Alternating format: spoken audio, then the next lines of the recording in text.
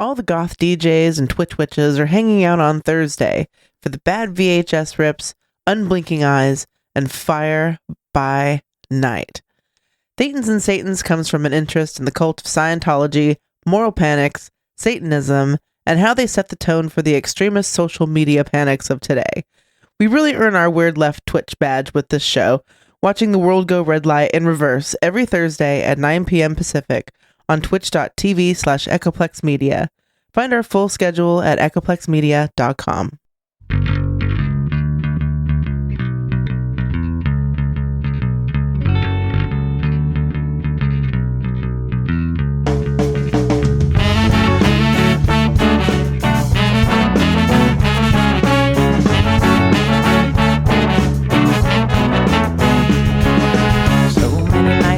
In this world, cesspool of kindness and ethical blindness. So please excuse my sarcastic tone. I'm a bit underwhelmed by the sample shown.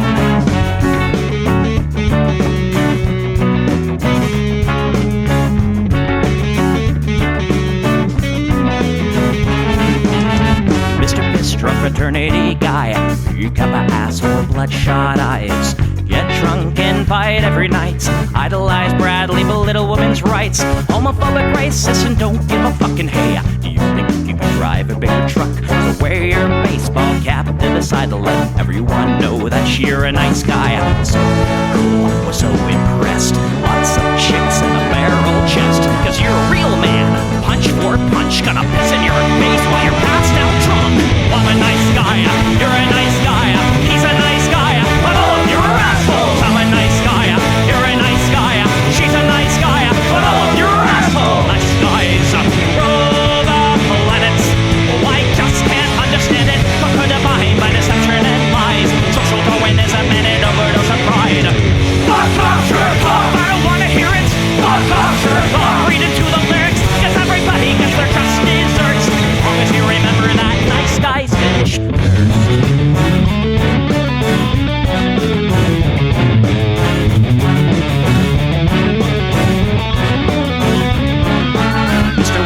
You're next on the list. Such a nice guy who speaks through his fists. Prick with a penchant for messing with heads. A broken nose for dinner and breakfast in bed. Alcoholic, paranoid, and suicidal too. But you'll probably kill her before she gets away from you. Screws in the blood, letting cry. All your friends say that you're a nice guy. Have a drink, this one's on me. Look, you're doing fine, losing to your disease. Comatose, I'll pack your bags. Bury you like cats ready to gag. I'm a nice guy, you're a nice guy. We're all nice guys, but all of you are assholes. He's a nice guy, she's a nice guy. Hey, Tom Bone's a nice guy. All of you are assholes. Nice guys rule the planet. The public lamented. How could a body by deception and lies? Social Darwinism and an overdose of pride. Fuck off, jerk off. I don't wanna hear it. Fuck off, jerk off. Read into the lyrics. So let the flunkies build quench your thirst. As long as you remember that nice guys finish first.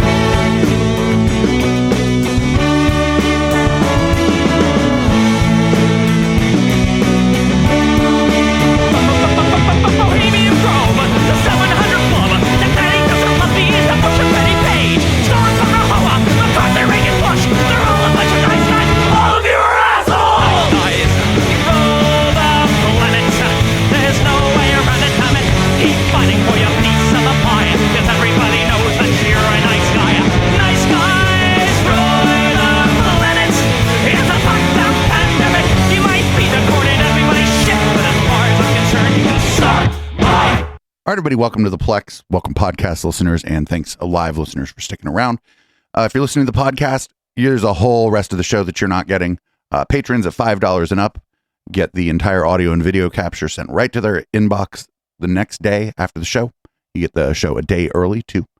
You can patreon.com/echoplex for that. There are other ways, of course, to find the show. And if you want to watch live, that's at twitch.tv/echoplexmedia. It's every Sunday at 7. I am producer Dave. as always, Homo Alono. And this is what the people want. Police officers. I don't hate the cops. There's a person inside when the truncheon stops. Oh, don't hate the cops. Oh, when the raiders come, who will protect the shops? Don't hate the cops. They're a sensitive bunch if you don't stop throwing your rocks. Snap, crackle, pop is the sound of the taser. Your body drops. Don't hate the cops. Don't hate the cops. Don't hate the cops. Don't hate the cops. Like your local police, 'cause they don't do nothing wrong like your local police. Got rid of the corruption and the racism is gone. They've been keeping the peace, keeping homeless folks out of the parks and malls. Got a cure for your social disease. Follow the law, don't hate the cops. Follow the law, don't hate the cops. Follow the law, don't hate the cops. Follow the law, don't hate the cops. Follow the law, don't hate the cops.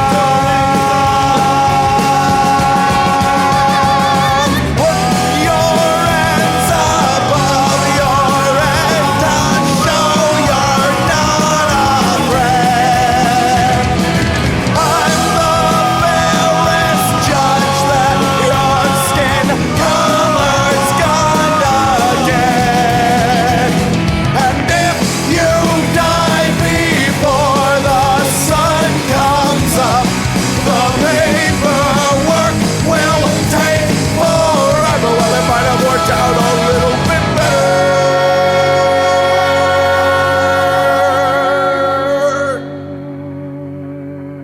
if you didn't hate the cops. 'Cause they don't do nothing wrong. Don't hate the cops. You can't blame them for just doing their job. Don't hate the cops.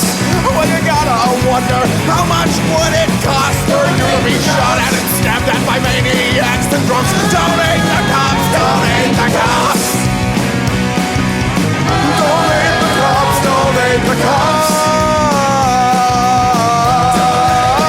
Don't hate the cops. Don't hate the cops. Don't hate the cops. Don't hate the cops. Don't hate the cops.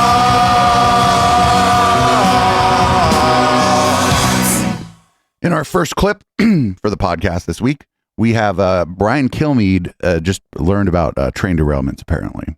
Didn't have any idea they were happening prior to this one.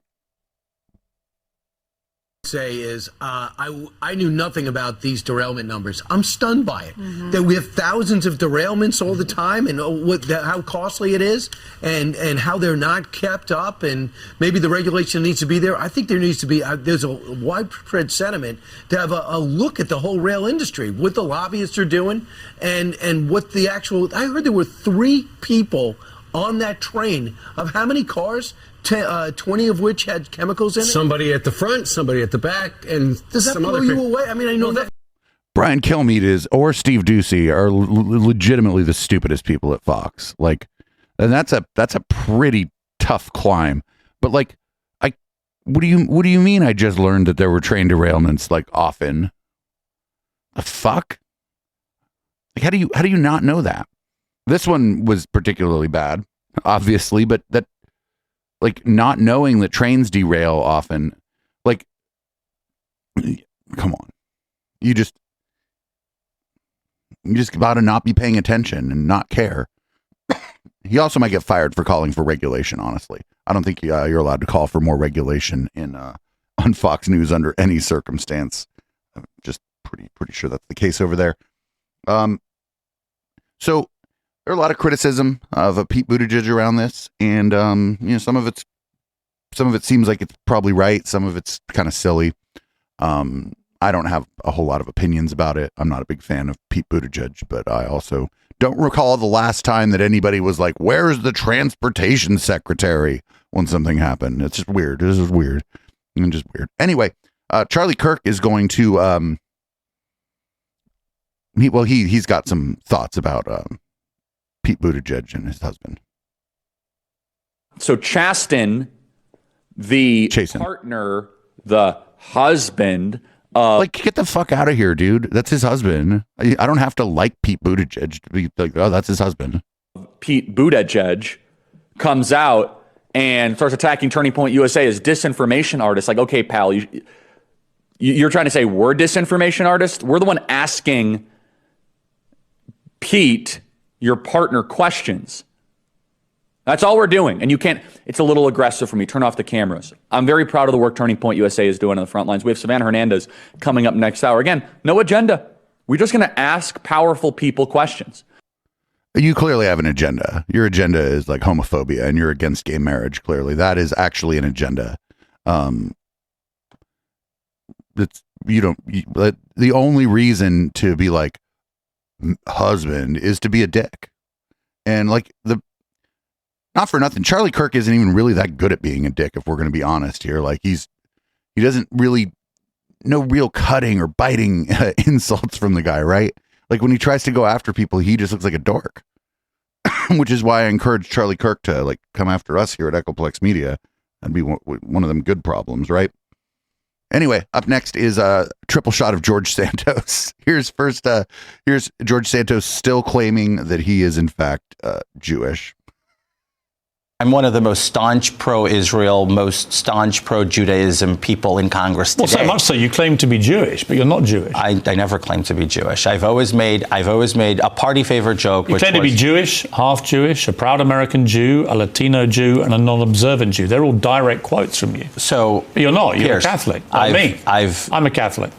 Pierce, I've always made this as a party favorite joke, and I've done it on stages across What's this country. What's funny about falsely claiming you're Jewish? No, not falsely claiming I'm Jewish. I'd always say I was raised Catholic, but I come from a Jewish family, so that makes me Jew-ish. But again, it's always been a party favorite. This shit again. And sure now that everybody's canceling me, everybody's pounding down for a pound. You're not being canceled. You're on the Piers Morgan show. Because you're not Jewish. Well, I never said I was. I've said you were. And I would always say, but my grandparents are Jewish on my mother's side, so I'm Jew-ish.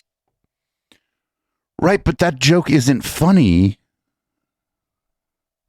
I don't care if you're like, oh, I've told it on stage. Well, then you just told an unfunny non-joke on stage a bunch of times. And people probably were like, oh, all right, whatever, we'll clap.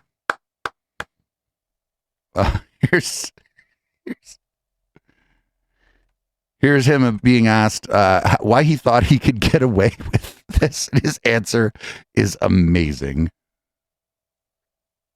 Lies about even your academic record.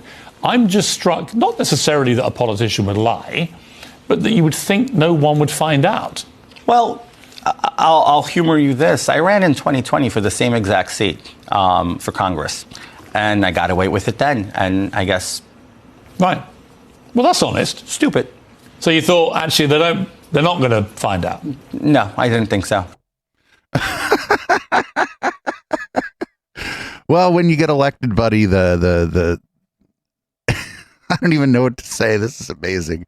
I couldn't have, if somebody would have tried to explain George Santos to me like 2 or 3 years ago,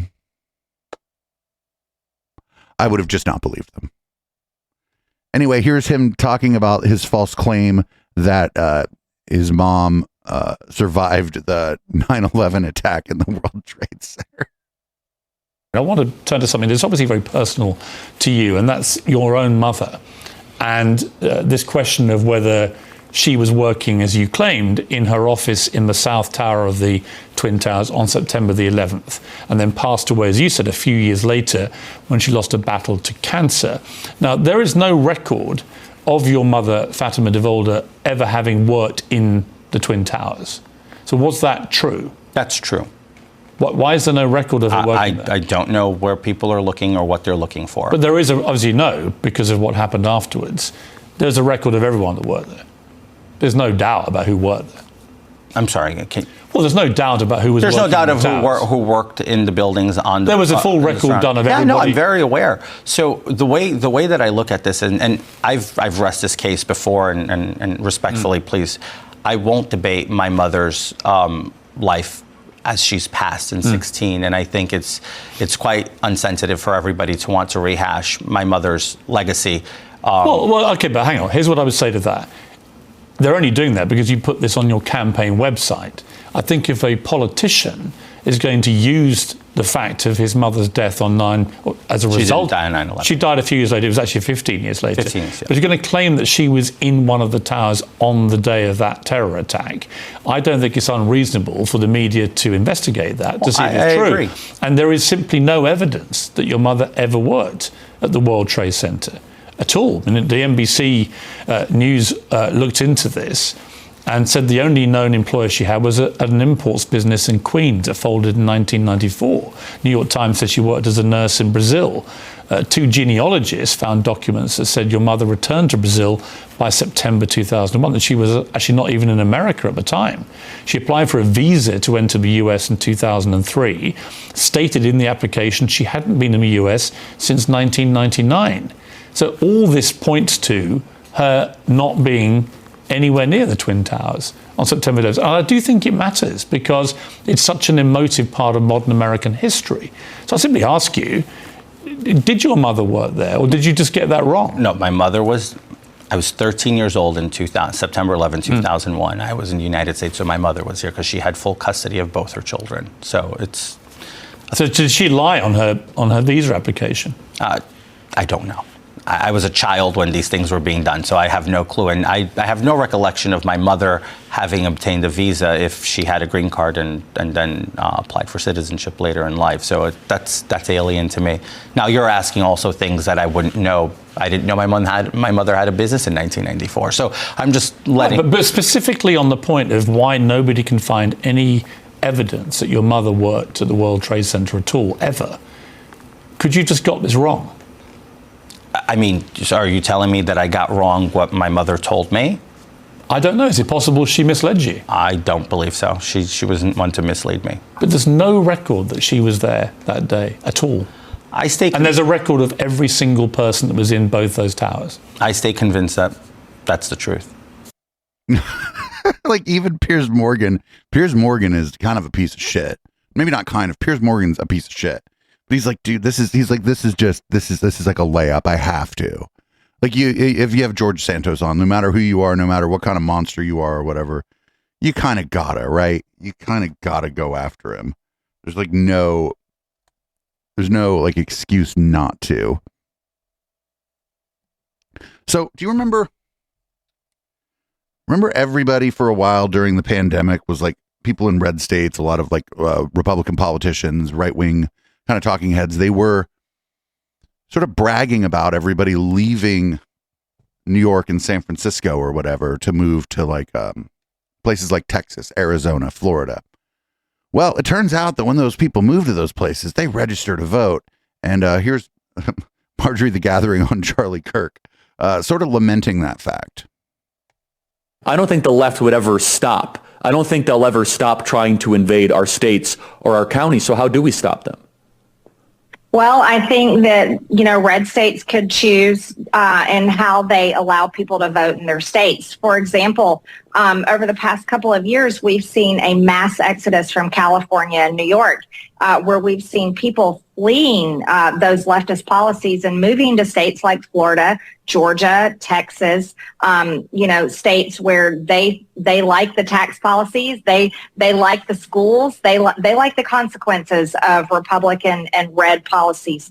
What I think would be something that some red states could propose is, well, okay, if Democrat voters choose to flee these blue states where they cannot tolerate the living conditions, they don't want their children taught these horrible things, and they really change their mind on the types of policies that they support, well, once they move to a red state, guess what? Maybe you don't get to vote for 5 years. You can live there, you can work there, but you don't get to bring your values that you come on. In the blue states you came from by voting for Democrat leaders and Democrat policies. But this would be up to red states to be able to choose to do something like that so that their red states don't get changed, which is what's happening, unfortunately, when Democrat voters leave their Democrat states and they take their Democrat votes with them. That would be something that these red states would have to really consider and choose to do. But I'm a big believer in freedom, Charlie. But I'm also a big believer in defending our ability to pursue life and liberty and happiness. And the left is completely destroying that for those of us on the right. She just like said like the most anti-freedom thing I think I've heard in a long time. And she's like, oh, but I'm for freedom. And people move for all kind of reasons. People move out of San Francisco because of the cost of living. Maybe they want to have kids and they're not going to be able to afford to have kids in San Francisco. They move for a job. They move just because, maybe not even just kids. They just want to move somewhere cheaper. Maybe some people just like to move around a little bit. They have a bit of wanderlust. A lot of people lived in San Francisco or Silicon Valley because they had to be here for the kinds of jobs they have. And once people were able to work from home, they were like, well, I could actually move back and be closer to my family or whatever. That's what historian Matt did. When he moved to Florida, it was to be closer to his mom and dad and the rest of his family. Like, people move for all kind of reasons. They're not fleeing leftist policies. I mean, somebody must have. I mean, like Dave Rubin, to the extent that he understands leftist policies, I guess claimed he was fleeing leftist policies, but people leave for all kind of reasons. It's not just taxes and politics. People's lives are like much more complicated than that. People are much more interesting than that. Anyway, here's Marjorie the Gathering on the Hannity Show. They're going to talk about this very proposal, if we can call it that. Georgia Congresswoman Marjorie Taylor Greene made waves over the holiday weekend with this tweet calling for a national divorce.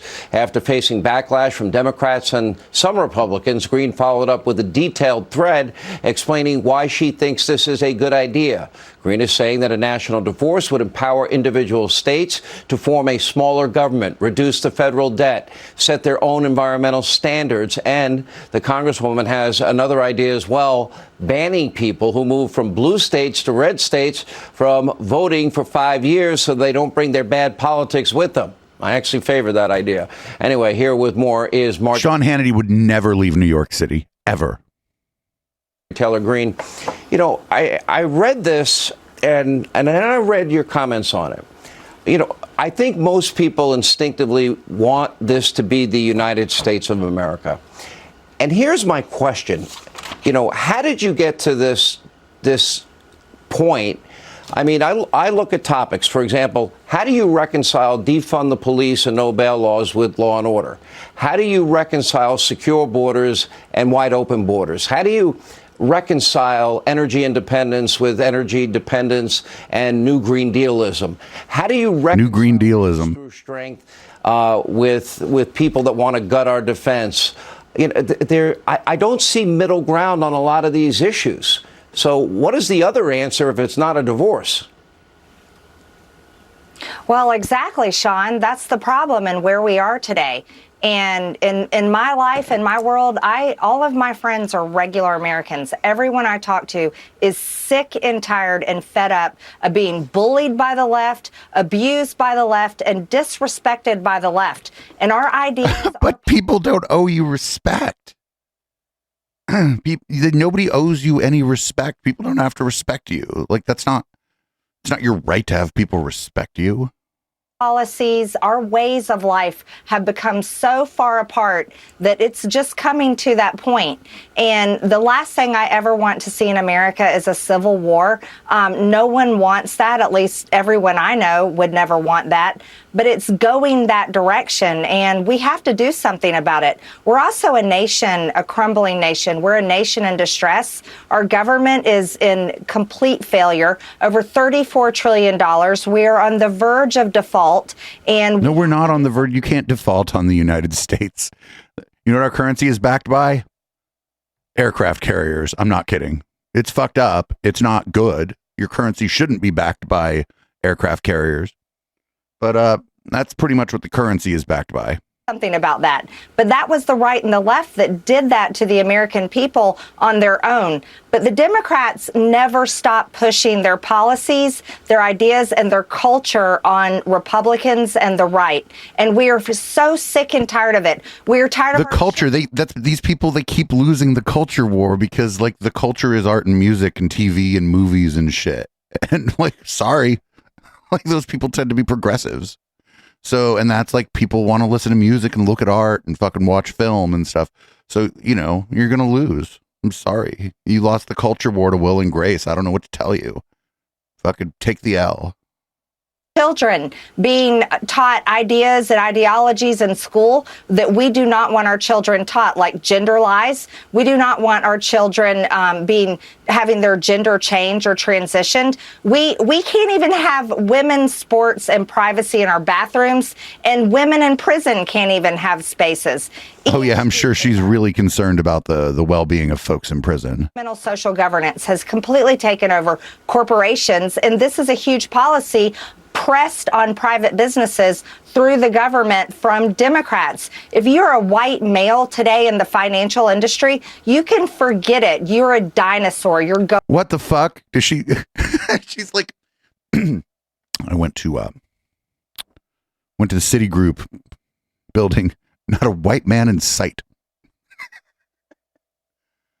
Bank of America, no white people. Just fucking no white people. Nowhere. Can't work in finance if you're white. Going extinct. No one should ever be hired by their skin color or their gender or Marjorie, how they let me ask you identify. this. It should only be about your character and your ability to do the job. What do you say to your critics that say that our country's governed by our Constitution? You swore an oath to defend it. Is there any way that America, in spite of our differences, are we at a point where, okay, you either win an election and your side is up to bat, or you lose an election and their agenda gets pushed forward? Or do you actually think there will be a growing movement towards this because the divide is so deep? I actually think this is a much bigger movement than most people in Washington even realize. And you can take a look at the tweets that I made just yesterday. The amount of likes and retweets that those tweets got should tell people a lot. And they're just not aware of it yet because they don't talk to regular people. You see, this isn't ending our union. This is shrinking the federal government, which we need to stop our spending. Our spending is out of control. We can abolish departments and different parts of our federal government and give states more power and control to conduct their affairs and their laws that fit the people that live in those states. This is more respectful towards all Americans, and it could end the fighting, and hopefully we can respect each other once again. And do you expect it'll happen? Last question. Well, I think it's something that we should work towards because, you know, it's kind of the vision that our founding fathers had for America. And I think it's a great one. It worked in the beginning. We just got it completely out of control. So I hope we can get there. It's like the founding fathers when they formed this country. Actually, they wanted to fucking split it up. And like just logistically, how do you like split into two countries? Like California, Nevada, you know, the West Coast isn't actually connected to the East Coast where the other blue states are. And Colorado's would be a blue state, and it's just right in the fucking middle, like surrounded by red states. Like, how would this, like, I'm just thinking of like just logistically, how would this even work?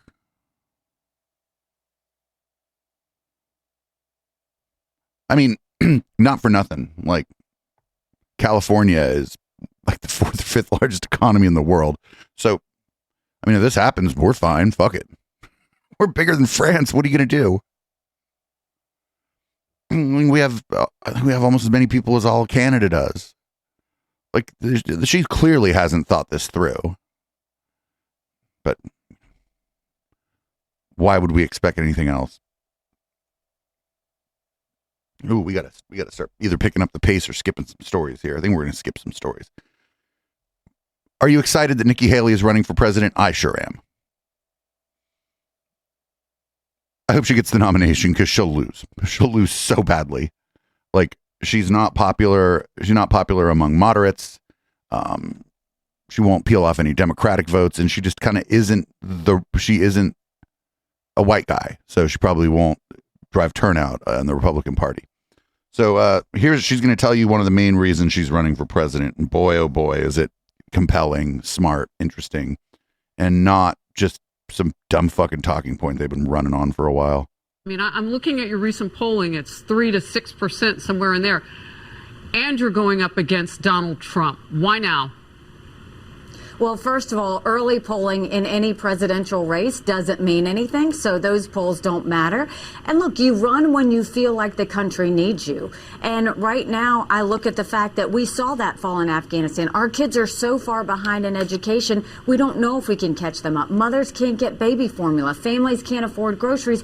But more than that, Harris, you know, I was a governor. I took a hurting state and I turned it into the beast of the Southeast. I went to the UN and I took the kick me sign off of our backs. I'm the wife of a combat veteran that understands strong militaries don't start wars, they prevent wars. I'm the mom that has a daughter who's getting married and I see how hard it is for her to try and buy a home. And I have a son in college and I see that he's having to write papers to get an A, but it's not what he believes. He's having to write a paper to get an A, but he doesn't believe. Fucking, like, that's fucking called education, yo. The point of education is for you to be exposed to new ideas, for you to probably change your mind about some shit in the course of your education. That's the fucking point. I'm sorry that you don't like it. I fucking pity your family. Well, at least your kids. And I wish her daughter the best of finding a house. Nikki Haley's rich. Nikki Haley can just buy her daughter a house. She's just lying. Here's the new Michigan GOP chair. She's on the Steve Bannon show. And well, potato. What prompted me to run for chair of the Michigan Republican Party is the fact that Michigan has become ground zero for the globalist takeover of the United States of America. That is a fact. My own county, we have an ESG compliance officer, and the World Economic Forum has 2 offices in Michigan. And our ESG compliance officer has UN Agenda 2030 logos and lettering and goals on our official county documents. So hell yeah. This is why Michigan is so significant. This is why Michigan matters to America. If we don't get our country, if we don't get our state into shape, our kids will inherit tyranny. That is a fact. Look at the trajectory of our state. We have known traitors like Joe Biden. Joe Biden needs to be impeached. This is unbelievable that this man is occupying. He's an illegitimate president, for number one. But it's amazing that he's occupying that office. This is what we're dealing with. And this is not me being emotional and dramatic and trying to just rally the troops. I wouldn't use those words either. These are facts that these people's actions are consistent with people who have one agenda, and that is to intentionally implode the United States of America. Cooked. Completely cooked. But, you know, maybe there's hope. Maybe that these fucking people will destroy the conservative movement in the Republican Party in the U.S.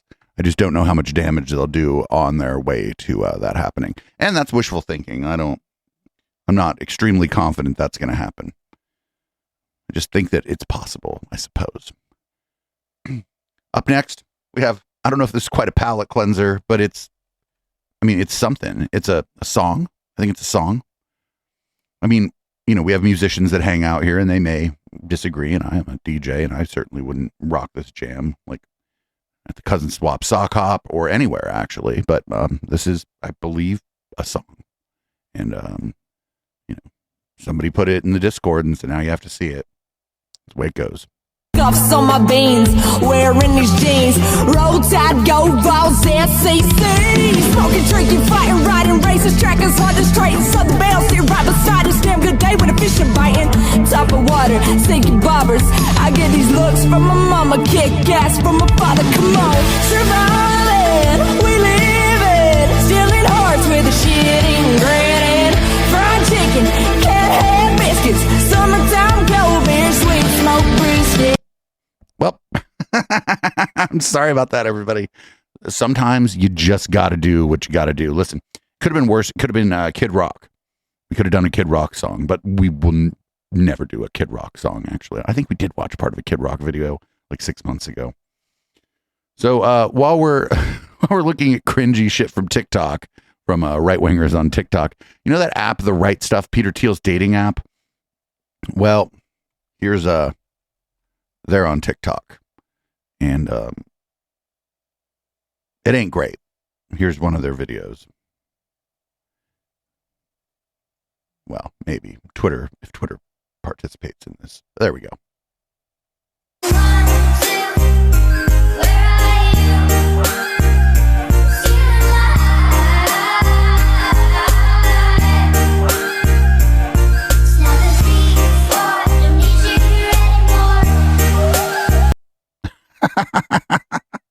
If you are listening on the audio, you'd have to go check the podcast, or you can check the show notes for that video. It was dumb. This app is not working out, if you could imagine that. Dating apps rely on everyone being on there. So if you just exclude people, if you say, oh, this is a conservative dating app, or even if you were to say this is a liberal or progressive dating app, you're going to exclude a lot of people that might join your dating app. And people are attracted to each other for all kind of reasons.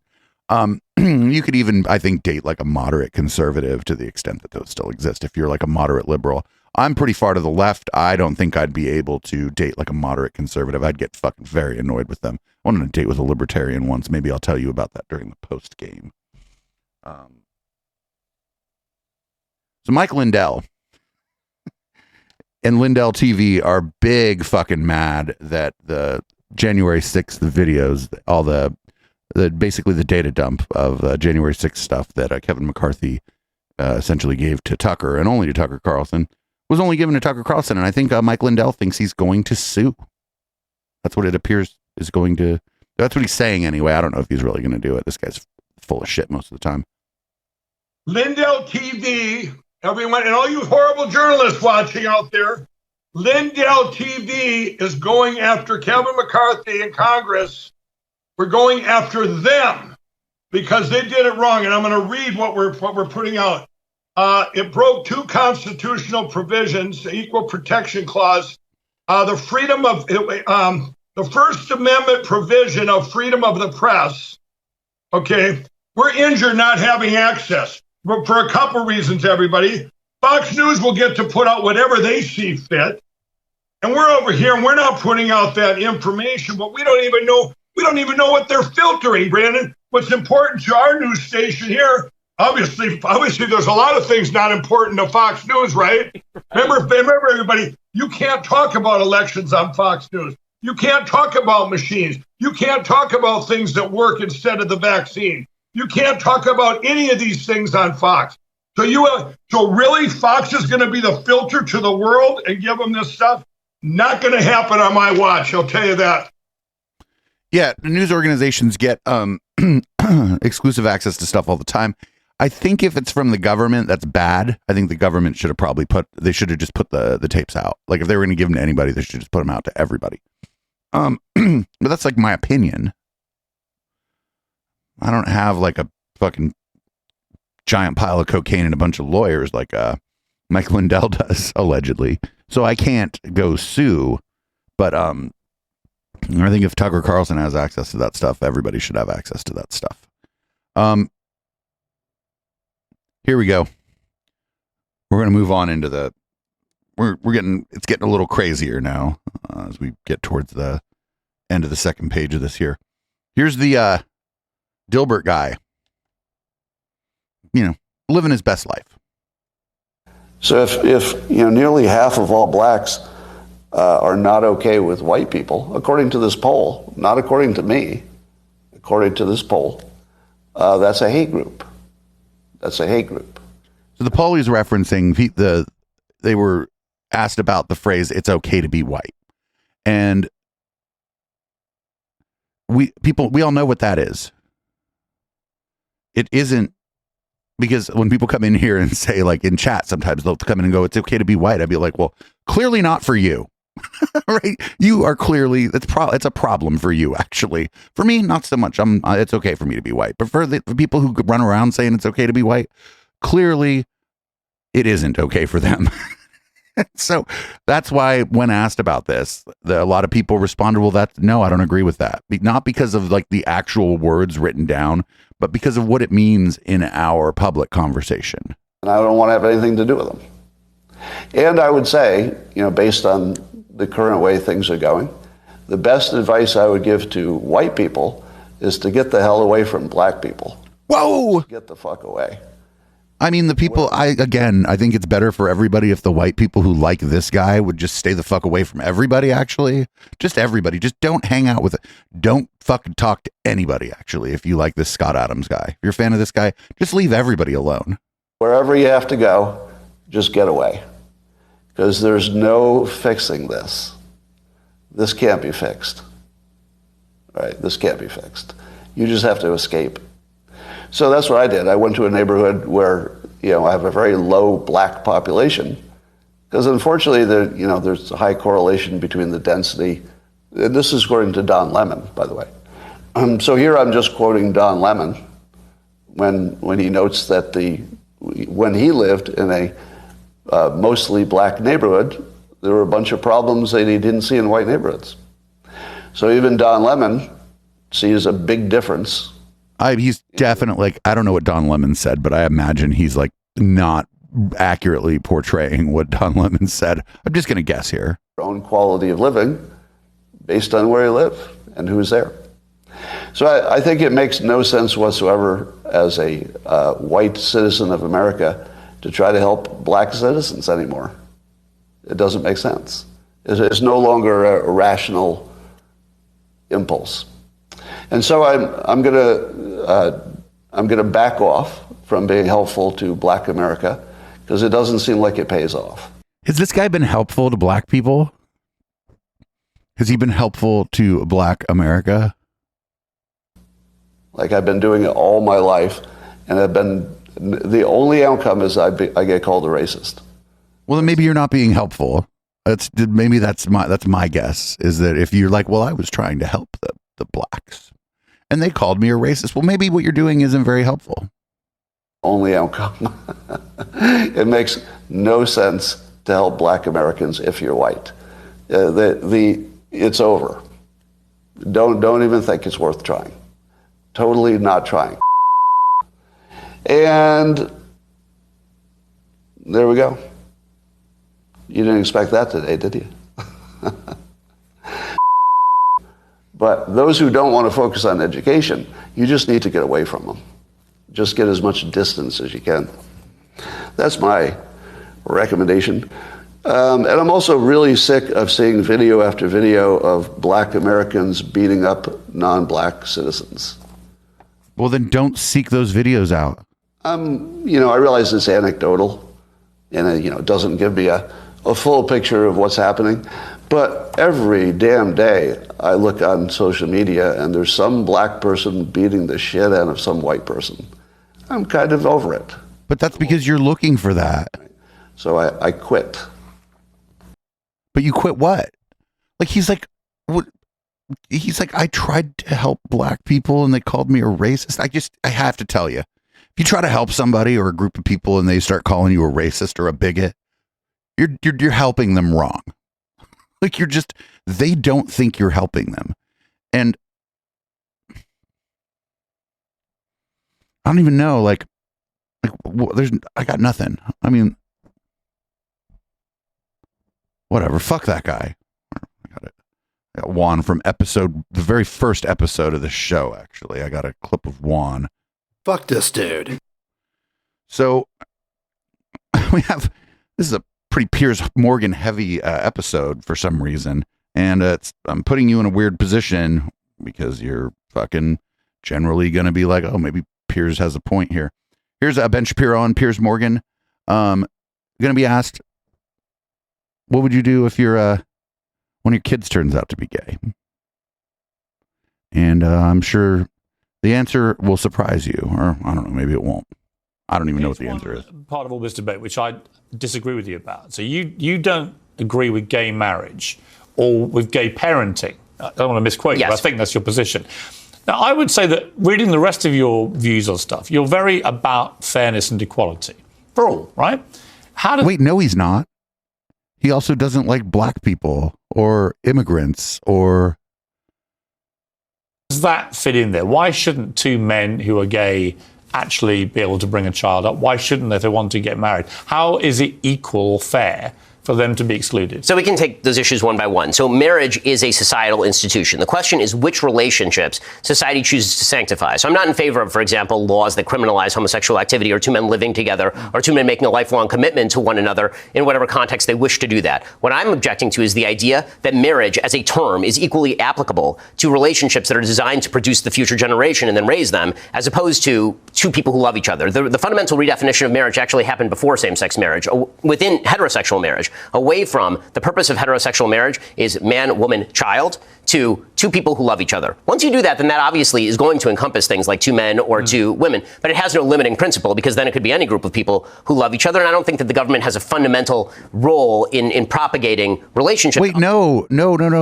Marriage is simple. If two consenting adults, depending on what state you're in, I guess consenting adult is defined differently, but two consenting adults who are not already engaged in a marriage contract with someone else is who can get married. I don't fucking see what the problem is.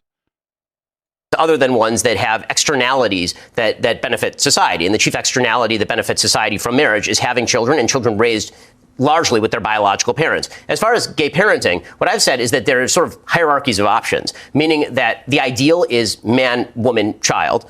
And then, if you can't fulfill that ideal, then there's obviously gradations. I would rather that two gay men are raising a child than have that child be in an orphanage, for example. So it's not as though the alternatives are always, the ones that I would want. But shouldn't they be allowed to have the same just rights in law to what straight couples would have? Well, I mean, both it's more benefits than rights, right? If you're talking about a right, what you're talking about is a government non-intervention with particular activity. Now, when it comes to children, we obviously do things to protect children or provide them with I've seen gay parents who are fantastic parents. I've seen gay parents who I think are not fantastic parents. Sure. I've seen a lot of straight parents who are awful, and I've seen some great straight parents. I don't really see any particular distinction about what combination you have as your parents. So I do, and the reason I do is because, again, because you're a bigot. You're like worse than Piers Morgan. This guy keeps going on British people's shows and having like British conservatives be like, the fuck? Fundamental distinction between woman and man, and what that means is that mothers and fathers are both necessary. And so the idea that two men can simply supplant a man and a woman on a generic average level, I don't think is true. They're supplanting. What they're doing, this is what they are. I mean, you don't think that gay people become gay, presumably, right? Well, I mean, I think that the notion that everyone who is gay was always gay from the time that they were born, I don't think that the data back that, per se, because we are seeing rising levels, for example, across society of people identifying in a particular way. So there is some... But that's because people are more comfortable doing it. There was an interesting graph that was going around about left-handedness. You remember there was a time when like people thought you were a witch or some shit if you were writing with your left hand. So everybody learned to write with their right hand. And it wasn't that all of a sudden now more people are identifying as left-handed. It's like, well, no, they're not getting burned at the stake anymore. So it's fucking cool that they can write with their left hand. Then that's the same thing that's going on with like being able to be openly queer, at least in countries where the discrimination is, slowly starting to go away. Although we're getting a bit of pushback again here. My God. Fluidity to sexual behavior and sexual activity. There's less fluidity probably to sexual orientation. You assume that the majority, but sure, the majority of gay people, male and female, are born gay, right? If you take that as a basic premise, the majority are, which I absolutely believe. I'm just not sure how it's fair or equitable to deny them the same rights to their relationship status or to parenting that you would give to straight people. So again, I really don't think that has anything to do with being born or not born in a particular way. I think even if they were not born in a particular way, that the government should not criminalize private activity. What I do think is that if we are talking about the benefits that a government is giving in order to propagate childbearing and rearing within the context of the biological parents, which is, again, what marriage originally was supposed to be, which is why marriage was government-sponsored. What would you do if one of your kids, they're all very young, so you have no idea, but if one of your kids turned out to be gay and wanted to get married, would you be tough enough to say, you can't do that? I mean, I would oppose that from... So religion... So, again, marriage exists in a few different... Religious, religious... So marriage exists in a couple of different iterations. One is religious marriage, which is kind of what I care about. And then there is governmental sanctioned marriage, which is a public policy question. Right. When it comes to religious marriage, no, I'm not in favor of my religion sanctifying same-sex couples, specifically because, again, my religion propagates the idea that man, woman, and child is the model for families. Yo, he didn't even answer the question. But that was maybe a callback to when he fucking told Dave Rubin, basically, that he's like, actually, Dave, I'm not your friend. I think you and your husband are living in sin. My only problem with Dave Rubin's marriage is that he had to marry a person with the same fucking first name as his, so he didn't forget his husband's name. Other than that, like, Dave Rubin should be able to get married to whoever the fuck he wants. And here we go. Got one more Tiny Dancer Ben here. We got Ben Shapiro just doesn't like plumbers. And I love that they're being affected by inequality. Welcome to human life, where everyone is affected by inequality. There are inequalities in literally every area of life. That does not mean that the inequality can be laid at the feet of the quote-unquote system. Sometimes the inequality is because of behavior. Sometimes the inequality is because of the inborn differences between people. I'm a 5'9" Jewish guy who can't jump. I ain't playing in the NBA anytime soon. By contrast, there are people who are not as smart as I am. Those people may not run a business. Right? These inequalities exist throughout human life, and pretending that every human being is born identical is simply ridiculous. It is not true. Now, that's one of the beauties of capitalism, by the way, is comparative advantage means that IQ points, even if it might make you better at being a plumber than the plumber who lives next door, that doesn't mean that you should spend your time plumbing. It means Wait, does he think that plumbing is that you don't have to solve problems? Like sometimes in a tense situation where you need to be able to think on your does he think plumbing is easy? Does he think people that do that are stupid? Is that what the fuck? That shit's hard. You should outsource the plumbing to the guy who lives next door, and he can be really, really wealthy. I know a lot of very wealthy plumbers, actually. Comparative. But you think they're stupid. Notice he didn't say that he's their friend. It allows people to find niches where no one else is filling the niche. However, the perspective, again, of the Biden administration is that any inequality is a result of bad policy, which is essentially a Marxist viewpoint. That's not a Marxist viewpoint, but people are, of course, different, but like big macro things where large groups of people have worse results based on skin color, sexual orientation, that kind of stuff. Yeah, it's probably bad policy. Individuals having worse results, who fucking knows? Could be bad policy, could be bad luck.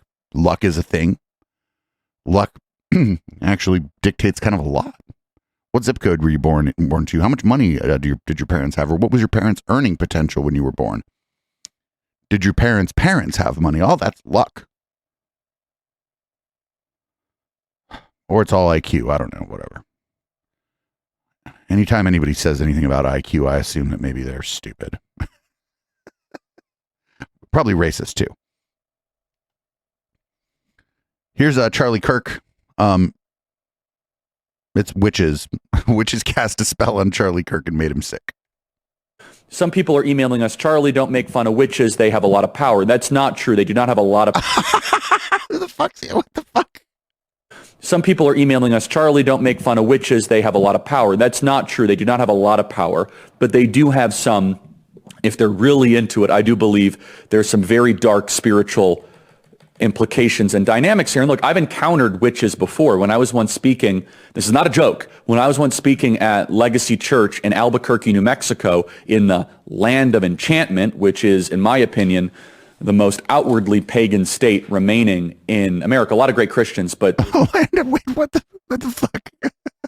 I mean, if I was gonna if I was gonna make satire of Charlie Kirk, I think I would do something like this. A lot of weird witchcraft that happens in New Mexico. I spoke at Steve Smotherman. There are kind of a lot of weirdos in New Mexico, but that's a great place. Marriage was between one man and one woman. This was back in July of 2021. I'm not making a word of this up. Mikey could attest to this. Our whole team can. And 3 witches came up and they started saying stuff at me. And maybe it was a coincidence, maybe it wasn't, but I got super sick right after that. Again, maybe it's just a coincidence. Maybe they gave you COVID. It's all a bunch of horse pucky and all that, but that was pretty chilling. And so they came into the church. And by the way, Steve Smotherman, great friend in Albuquerque, tells me they have witches that come into their church all the time. And you might think it's all a bunch of nonsense and it's all just a bunch of vapor, or you might think that there's actually a spiritual war. Witches give Charlie the vapors. Now, obviously, I believe that those unclean spirits are subservient to truth, to Christ, and to the one God. That's insane. Gotta love Charlie Kirk for just coming out here and being like, I think a witch made me sick, actually. He's really, really leaning into that fucking, just that really dumb kind of Christian stuff, I guess. I'm with it. I hope more witches give Charlie Kirk a cold or whatever. I'm casting a spell on Charlie Kirk right now. And don't pretend I'm not a witch. All my best girls are witches. Absolutely. I'm a gay guy of a certain age. All my girls are witches. Goths. Gay guys and goths just in the 90s in high school were just thick as fucking thieves. We'll go ahead and skip Matt Walsh. Everybody, that's a deliverance. It's a time problem. Here's Daily Wire C-Team Michael Knowles instead. I don't know if it's going to be much better, but, it's Daily Wire C-Team Michael Knowles. He's, oh dear. Here you go. So we were going to look to where we could buy our cotton picker. So we went to the market, we knew we wanted a cotton picker with nice big broad shoulders and nice thick stocky legs like tree trunks, do a great. Oh no. Oh, what the fuck is this? In the field. And so we went, the first one didn't work out. Second one, we couldn't quite get him at the fair. But the third one, finally we got him. Isn't that great? Yeah. And here's the result. Isn't that great? Call me crazy. Call me old-fashioned. I have some words. I have some thoughts. Call me some fuddy-duddy. I think it's wrong to buy people. Okay. I think that's wrong. And most people seem to agree with that concept when we talk about the past. They say, going to a slave market and just viewing people as brute animals and then purchasing them and then part of our household, that was wrong. We fought a very bloody war that was in large part over that issue. And now we just do it again. Instead of buying black guys, we buy the eggs of poor women. And then we rent the wombs of other poor women. And then we have purchased ourselves a designer baby. Wait, what? A designer baby? On it and just the right eyes. We knew we wanted a big, nice smile. Give me we can't do that. This is what's not happening. Smile's not big enough. Move along. Let's open up that catalog. Get some more options here. Really awful. To say nothing of the fact that then these two men have created a child with the express intent of denying that child his mother. The relationship to one's mother is one of the most important relationships that one will ever have in one's life. The care of a mother, the nurturing of a mother. And these men decided to create a child with the express intent of ripping that child away from his mother. It is the most evil thing going on in the country today other than abortion. Now they're going after surrogacy? They just don't like surrogacy now?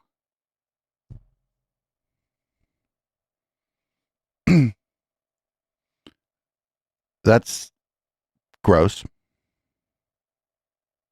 We'll skip Konstantin Kissin from Trigonometry. We can't skip Jordy Pete. This was going around all week. This is fucking crazy. Like what he says here it's just like, it's one of those things where like, okay, you understand sort of the bigotry and whatnot, but it just doesn't make sense on its own terms. And here's Jordy Pete's thing that he said this week. Let's say you have a non-standard gender identity. Okay, what the hell are other people supposed to do about that? Well, nothing, actually, to be perfectly honest. Like, not just nothing. I mean, just fucking, I'd be like, okay. Like, what are the rules here, right? Because if you're a woman, I kind of know how to treat you. I'm going to do it in a stereotyped way to begin with, because I don't. Well, that's because you're a sexist. If I meet a woman and you're going to have to stick with me here on this, I might be like, oh, what was your name again? Oh, it's good to meet you. And you shake the person's hand, maybe.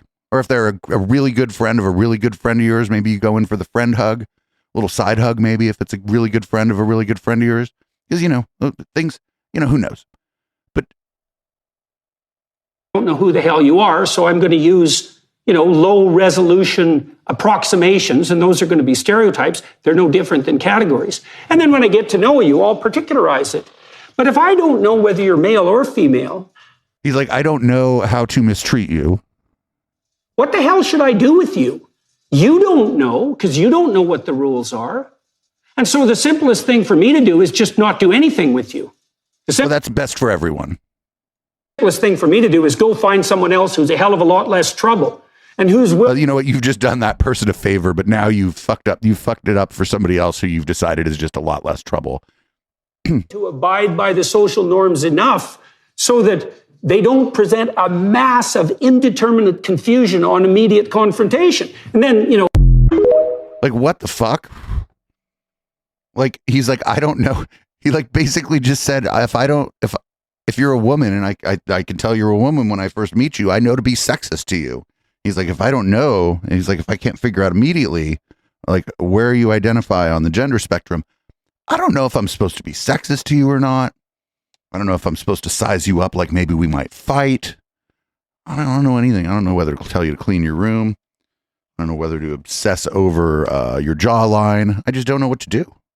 Just don't know what to do. Here's, I think this will be the last one that we play before we go into red light. Because this is what time podcasts should be, an hour and shit. Anyway, this is a skull measuring ass Andrew Sullivan went on the Bill Maher show. Not the Bill Maher show that's on HBO. The one in the weird purple room where he tries to get people to get high and drunk with him and say stupid things. Here's that clip. It's bad because it's Andrew Sullivan, who can go fuck himself. The reason we're gay is because we're attracted to one sex rather than the other, right? And we're back to fucking in the ass. Well, but that's binary.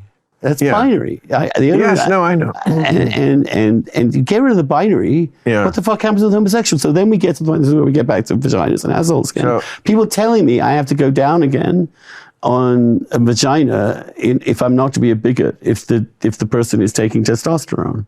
Nobody tells you that. What? It is, being gay is now often sometimes regarded as what's called a bigoted genital preference. Being gay is a bigoted genital preference. I can't even follow this. Let me tell you. That's because like you might be able to find somebody on Twitter who says that, but nah, people don't think this. Or someone is a woman who becomes a man, but it still has a vagina. Born a woman, becomes a man, has a vagina. So they add on a penis? No, they don't add on a penis. Okay. You meet them, you don't, and you decide you don't want to date them, even though they have like beard or a masculine physique in some ways because they built up their muscles with testosterone. No penis. Actually, no, not just not a penis, a vagina. You're not allowed to not want someone who doesn't have a penis when you're gay? Yes. Well, yeah. Yes. I find that's where we are. I was once told. But it's just a preference. It's like, I like dick. Oh, Christ, I hope they don't snip that out here. Bill Maher says, no, but I can't even. No, and you're a bigot. You're a bigot if you don't agree with that. And I'm like, the last person that told me I needed to fuck a vagina was a priest. Before I ask you your plugs. How are you telling me this? How does it end? How does that get rolled back to where that stupidity becomes the marginalized belief when it's when really everyone is, like you said, in private. You can't. How do we? I don't want to be in the position of saying to someone, "I couldn't date you because you have a vagina." I don't want to go into that. I mean, I don't want to have to say I can't date you. You don't owe any human being on this earth any explanation for why you don't want to date them. Most of them don't want to date you either. Right. There's always a certain pool of people who will be interested, no matter who you are. There's a lid for every pot.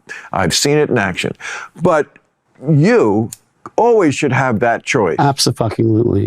And where they're actually trying to control, their whole movement is about choice. It used to be about. I just said the gay rights movement was about liberation. This is about controlling people, and it's also controlling gay people. Gay men are being told if you do not want to have sex with someone's vagina, you're actually a bigot.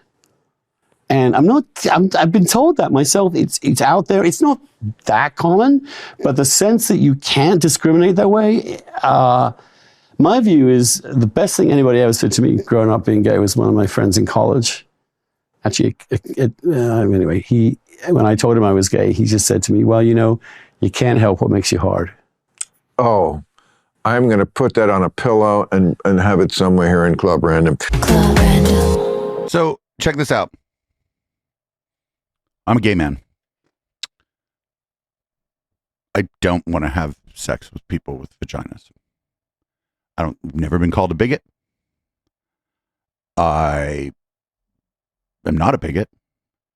Andrew Sullivan gets called a bigot because he says bigoted things about trans people.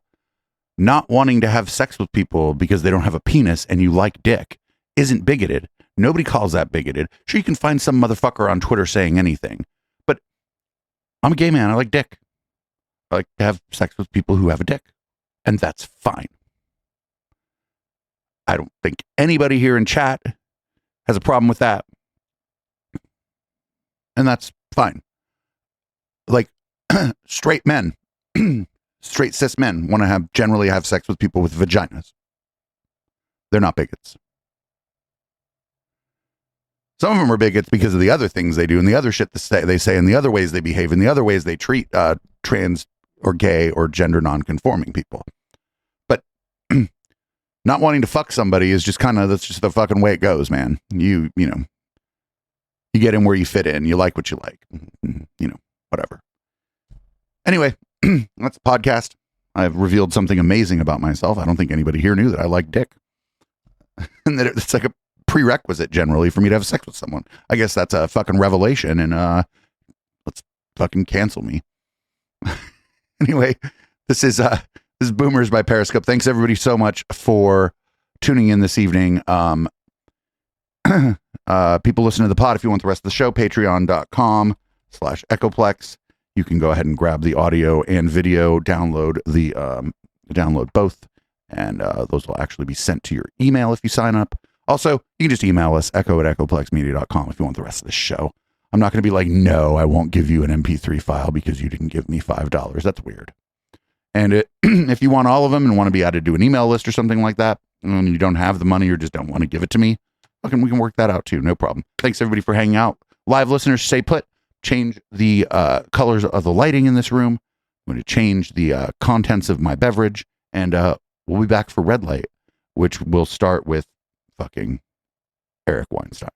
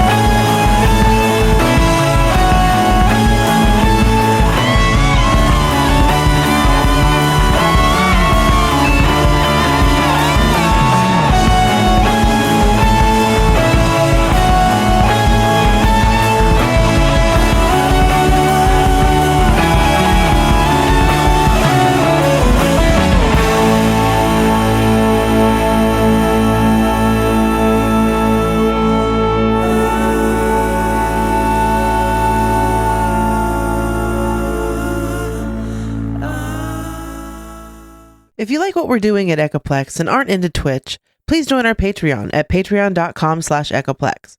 For $5, you can get every show from beginning to end sent to you as an MP3, even the stuff we bleep out because it's too spicy for Twitch.